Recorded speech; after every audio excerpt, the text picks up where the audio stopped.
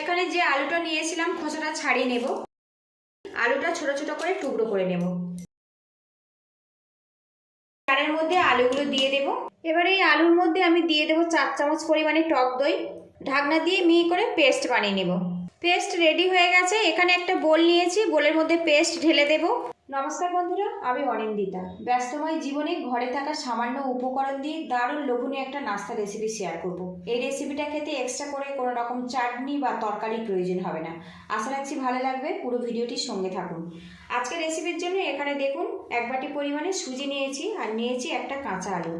এই দুটো জিনিস কিন্তু সব বাড়িতেই থাকে।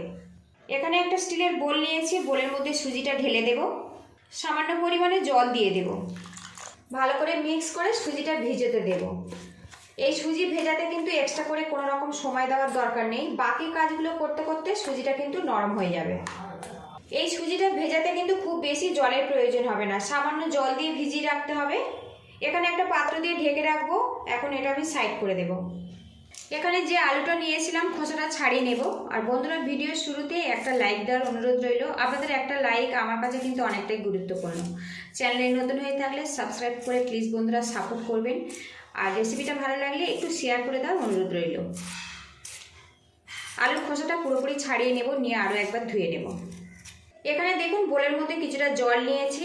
আলুটা ছোট ছোট করে টুকরো করে নেব, যাতে পরবর্তী স্টেপটা বানাতে অনেকটাই সুবিধা হয়। যতটা পারবেন ছোট ছোট করে কেটে নেবেন।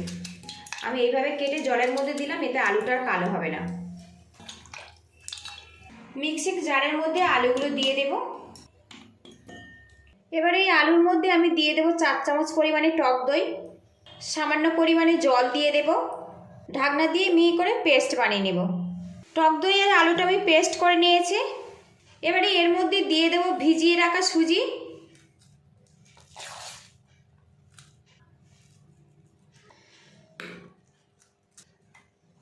ঢাকনা দিয়ে আবারও পেস্ট বানিয়ে নেব। পেস্ট রেডি হয়ে গেছে। এখানে একটা বোল নিয়েছি, বোলের মধ্যে পেস্ট ঢেলে দেব। আর একটু খেয়াল রাখতে হবে, এই পেস্টটা একদম মিহি করে বানাতে হবে।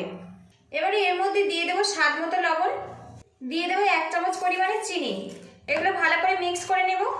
আর ব্যাটারটা দেখুন বন্ধুরা, খুব বেশি কিন্তু পাতলা নয়, আবার খুব বেশি মোটাও নয়, মিডিয়াম ঘনত্বে ব্যাটারটা বানিয়ে নিতে হবে। এবার এই ব্যাটারের মধ্যে আমি দিয়ে দেবো সর্ষে ফোড়ন তেল। তেলটা প্রথমে গরম করে 1/2 চামচ পরিমাণে কালো সর্ষে এর মধ্যে দিয়ে ফোড়ন করে নিয়েছি। আর বন্ধুরা, আজকে যেহেতু সামান্য তেল মশলাতে নাস্তাটা বানাচ্ছি, এইভাবে সর্ষে ফোড়ন তেলটা দিলে স্বাদ আর গন্ধ অনেকটাই কিন্তু বেড়ে যায়। এবার এটা একসঙ্গে ভালো করে মিক্স করে নেব। আর বন্ধুরা, সুজির যে কোনো নাস্তাতে সর্ষে ফোড়নের স্বাদ কিন্তু অনেক বেশি ভালো হয়। দেখুন ব্যাটারটা কিন্তু আমার রেডি হয়ে গেছে। এদিকে একটা প্যান গরম করে নিয়েছি, এর মধ্যে সামান্য সাদা তেল দিয়ে দেব। আজকের নাস্তাতে খুব বেশি কিন্তু তেলের প্রয়োজন হবে না। এইভাবে তেলটা একবার লাগিয়ে নিলেও প্রায় পুরো নাস্তাটাই রেডি হয়ে যাবে। এবার এই প্যানের মধ্যে 1 হাতা পরিমাণে ব্যাটার দিয়ে দেব। আপনারা যদি বড় করে বানাতে চান তো ব্যাটারের পরিমাণটা বাড়িয়ে দেবেন। এবারে এখানে দেখুন সামান্য গুঁড়ো লঙ্কা নিয়েছি, ওপর থেকে ছড়িয়ে দেব।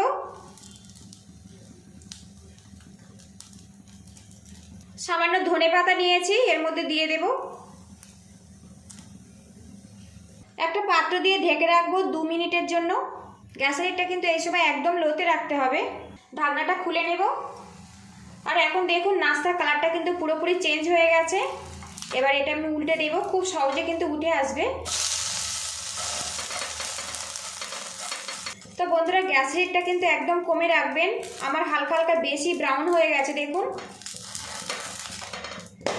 দেখুন উল্টে দিয়েছি। একটা নাস্তা কিন্তু রেডি হয়ে গেছে। আর বন্ধুরা, একদম নতুন স্বাদের এই নাস্তার রেসিপিটা যদি ভালো লাগে তো একটা লাইক দেওয়ার অনুরোধ রইল।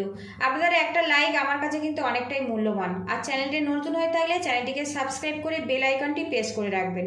পরবর্তী ভিডিওর নোটিফিকেশান সবার আগে আপনার কাছে চলে যাবে। আর রেসিপিটা ভালো লাগলে একটু শেয়ার করে দেওয়ার অনুরোধ রইল। তো দেখুন কত ঝটপট একটা নাস্তা কিন্তু পুরোপুরি কমপ্লিট হয়ে গেছে।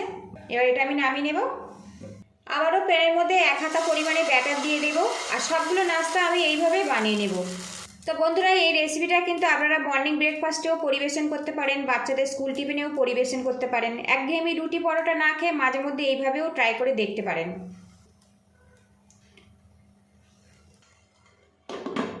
ঘরে থাকা সামান্য উপকরণ দিয়ে শর্টকাট নাস্তা রেডি হয়ে গেছে। আর বন্ধুরা, ভিডিওটি পুরো সঙ্গে থাকার জন্য অসংখ্য ধন্যবাদ। ভালো থাকবেন, সুস্থ থাকবেন, দেখা হবে নেক্সট ভিডিওতে। আর বন্ধুরা, এই রেসিপিটা খেতে কিন্তু এক্সট্রা করে কোনো রকম তরকারি, কোনো কিছু চাটনির প্রয়োজন হবে না। এটা কিন্তু এতটাই টেস্টি, আপনারা শুধু শুধু খেয়ে নেবেন। তো দেখুন, অসংখ্য ছিদ্রযুক্ত কিন্তু এটা তৈরি হয়েছে, আর এটা খুবই সুস্বাদু স্বাস্থ্যকর একটা নাস্তার রেসিপি। আজকের এখানে আমি সামান্য সস নিয়েছি, সসের সাথে পরিবেশন করব বন্ধুরা।